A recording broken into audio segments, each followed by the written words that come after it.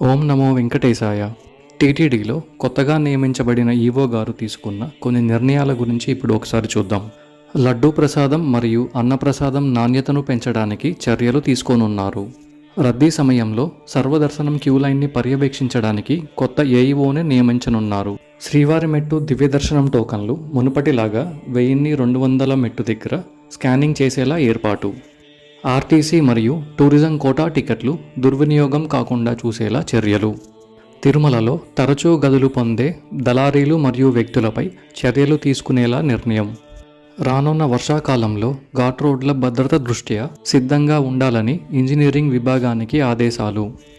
క్యాంటీన్లు, హోటళ్ల బయట ఆహార పదార్థాల రేట్లు తెలియజేస్తూ బోర్డుల ఏర్పాటు. భక్తుల కోసం దర్శనాలకు పట్టే సమయాలను తెలియజేయడం కోసం వివిధ ప్రాంతాలలో బోర్డులను ఏర్పాటు చేయనున్నారు. ఓం నమో వెంకటేశాయ.